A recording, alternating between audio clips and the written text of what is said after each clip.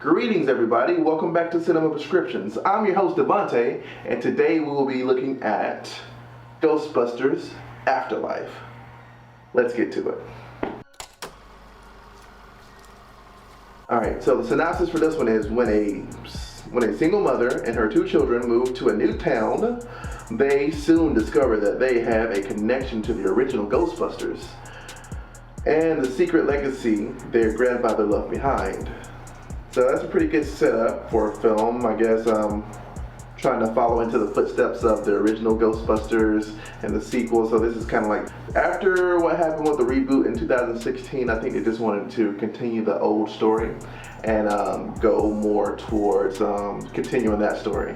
So they basically moved to a new town, and so we find out that once they move to a new town, that the mother is the daughter of Egon Spengler.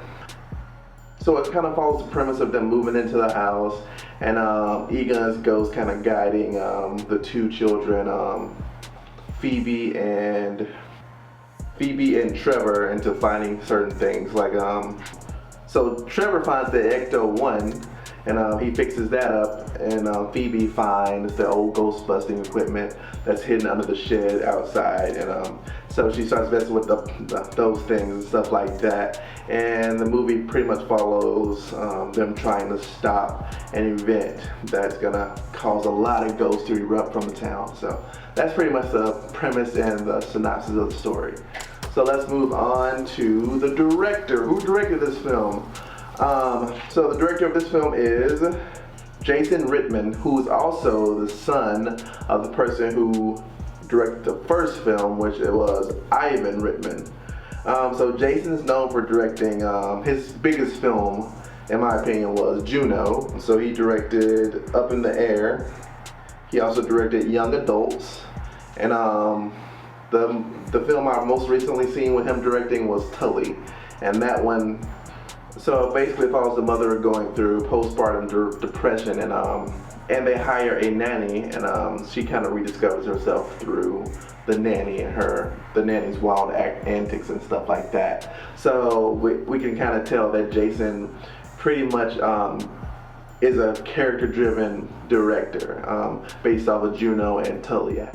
So the budget for this film was $75 million, which in comparison to 2016 reboot, which was $144 million, you can tell like Sony kind of wanted to scale back how much money they're putting into the Ghostbuster franchise. So how did they utilize that budget? I feel like they definitely, like with a smaller budget, you couldn't go crazy with the special effects, so you had to focus more on the story of the children and stuff like that. I mean, it has a lot of special effects, but it's well utilized. So you don't have like hours of like just straight up CGI. You just have like the most CGI I really saw was at the end of the film during the last battle with the big bad of the series. Well, of the film.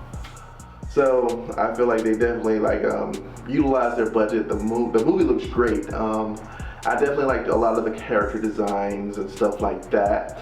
I like the cinematographer in this film.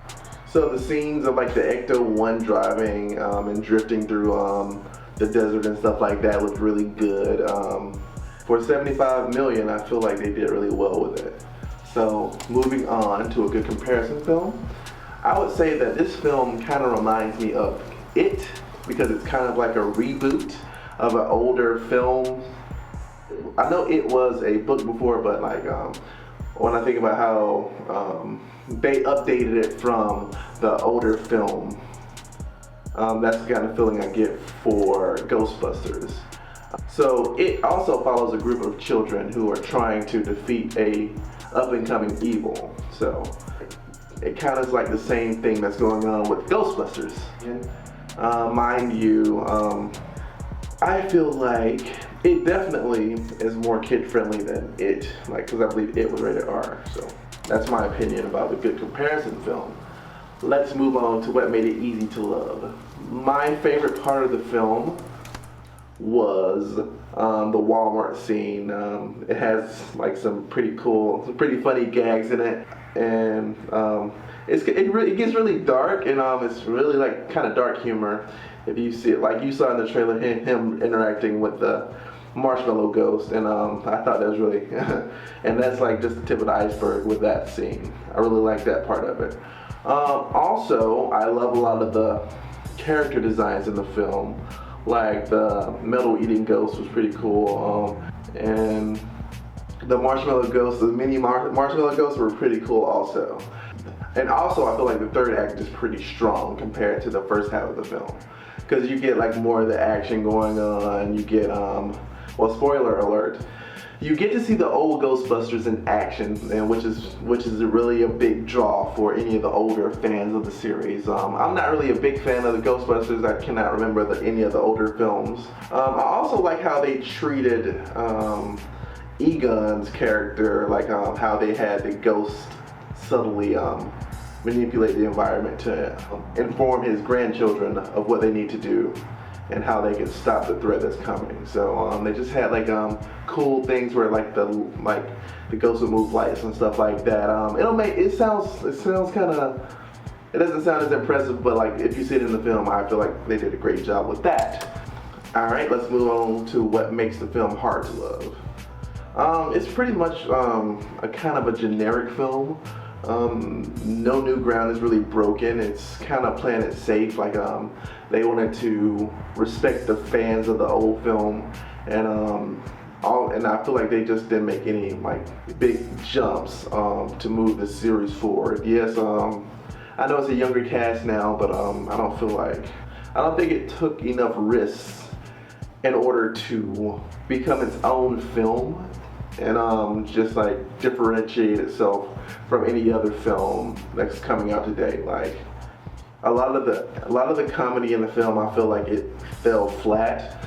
It might be because I'm not the target audience. Like I'm not a big fan of the series, or I'm not really a kid, because this is mostly a kid's film. And it kind of caters to people who like Stranger Things and stuff like that too. So that wasn't my cup of tea about the film. Like a lot of the jokes fell flat. So that's my thoughts on the film. So thank you for watching. I'll see you next time. Ciao. Mwah.